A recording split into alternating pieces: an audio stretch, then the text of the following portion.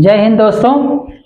आज हम आपके समक्ष बायोलॉजी के एक नए वीडियो को लेके आए हैं और उस वीडियो की हेडिंग का नाम है central dogma of molecular biology.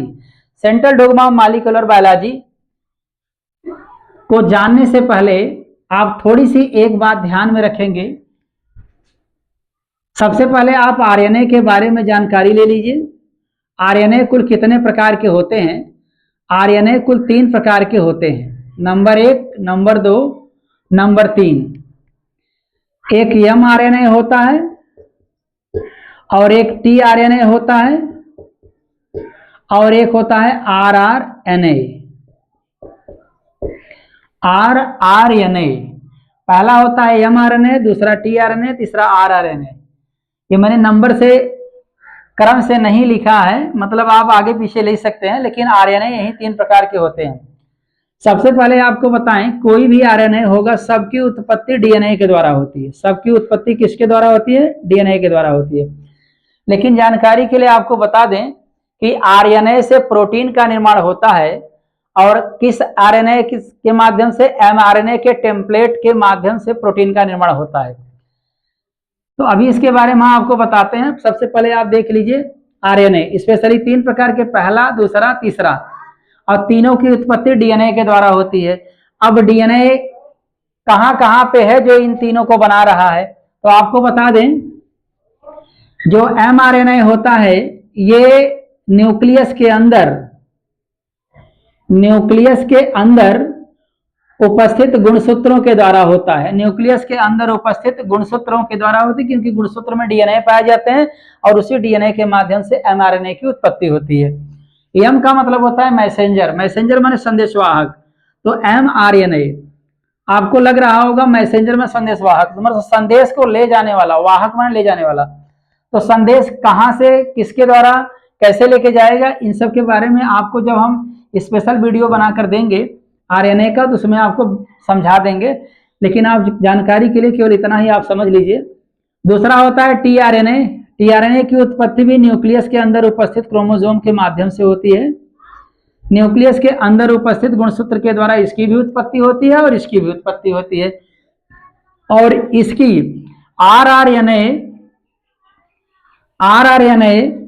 की उत्पत्ति जो होती है ये केंद्रक के अंदर उपस्थित एक न्यूक्लियोलस, इसको केंद्रिका कहते हैं, न्यूक्लियोलस के द्वारा आरआरएनए की उत्पत्ति होती है। न्यूक्लियोलस के अंदर उपस्थित जो राइबोसोम होता है उसी के द्वारा आरआरएनए की उत्पत्ति होती है। अब इसके बाद हम आपको एमआरएनए, टीआरएनए, आरआरएनए के बारे में आपको जैसे जानकारी जब हो गई है, तो अब इसके बाद हम आपको आगे लेके चलते हैं। आप देख लीजिए ध्यान से। डीएनए जो ओल्ड डीएनए है, केंद्रक के अंदर जो ओल्ड डीएनए होता है या कहीं भी डीएनए हो, डीएनए के द्वारा जब डीएनए की उत्पत्ति होती है तो इस क्रिया को हम लोग रेप्लिकेशन कहते हैं। रेप्लिकेशन इसी को हम लोग डुप्लीकेशन भी कहते हैं। डुप्लीकेशन, डीएनए से डीएनए का बनना रेप्लिकेशन या डुप्लीकेशन बोला जाता है। और डीएनए से आरएनए का बनना ट्रांसक्रिप्शन कहलाता है। ट्रांसक्रिप्शन कहलाता है। और आरएनए से प्रोटीन का बनना ट्रांसलेशन कहलाता है। ट्रांसलेशन एक बार फिर से समझ लीजिए। पुराने डीएनए से नए डीएनए के बनने की क्रिया को रेप्लिकेशन कहते हैं या डुप्लीकेशन कहते हैं। और जो नया डीएनए बनेगा उसके द्वारा एमआरएनए अथवा किसी प्रकार के आरएनए की उत्पत्ति होगी, तो इस क्रिया को हम लोग ट्रांसक्रिप्शन कहते हैं। और आरएनए से जब प्रोटीन बनेगा तो इस क्रिया को ट्रांसलेशन कहते हैं। तो एक्चुअली होता क्या है, ये क्रिया लगातार जब होती है तो इसको कहा जाता है केवल एक दिशा में होती है। मतलब रेप्लिकेशन, ट्रांसक्रिप्शन और ट्रांसलेशन जब एक ही दिशा में लगातार होती रहे तो एक दिशा में मानी जाती है, और जब यह एक दिशा में होती है तो इसके दिशा में, एक दिशा में, निश्चित दिशा में होने को या होने के बारे में एक वैज्ञानिक थे जिनका नाम क्रिक था। क्रिक ने इसको बताया, क्रिक वैज्ञानिक ने बताया कि यह क्रिया एक दिशा में होती है। इसीलिए सेंट्रल डोग्मा मॉलिक्यूलर बायोलॉजी को, सेंट्रल डोग्मा मॉलिक्यूलर बायोलॉजी एक प्रकार का क्रम है, सीक्वेंस है। इनके क्रम के होने को ही सेंट्रल डोग्मा मॉलिक्यूलर बायोलॉजी कहते हैं।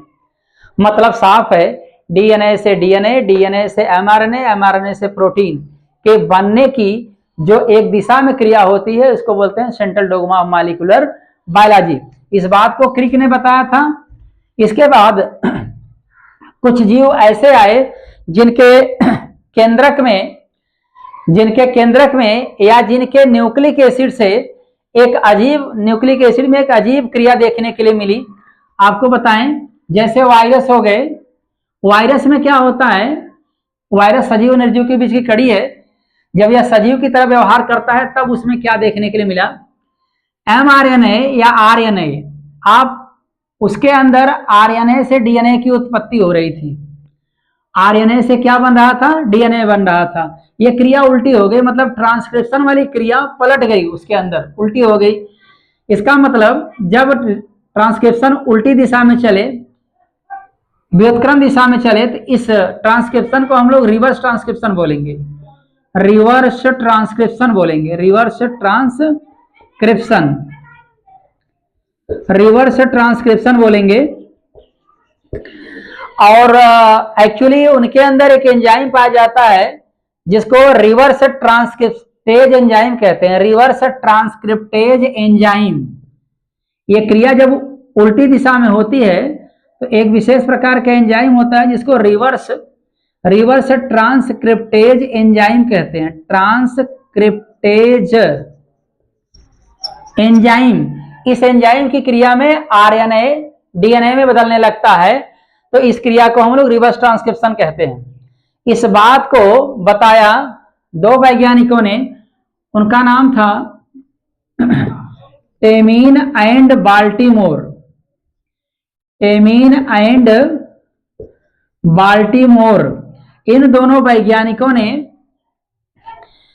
वायरस में देखा कि आरएनए से डीएनए का निर्माण हो रहा है, तो उन्होंने इस ट्रांसक्रिप्शन को रिवर्स ट्रांसक्रिप्शन नाम दिया। और ये किस पदार्थ के कारण से होती है, तो वायरसों में एक विशेष प्रकार का एंजाइम होता है जिसे रिवर्स ट्रांसक्रिप्टेज एंजाइम कहते हैं। इसकी उपस्थिति में ये ट्रांसक्रिप्शन की दिशा उल्टी हो जाती है। इस प्रकार से आपने देखा कि सेंट्रल डोग्मा मॉलिक्यूलर बायोलॉजी किसे कहते हैं, क्या होती है, किसने दिया था। उम्मीद करते हैं दोस्तों आज का वीडियो पसंद आया होगा। अगले वीडियो में आपसे फिर मिलेंगे, तब तक के लिए धन्यवाद।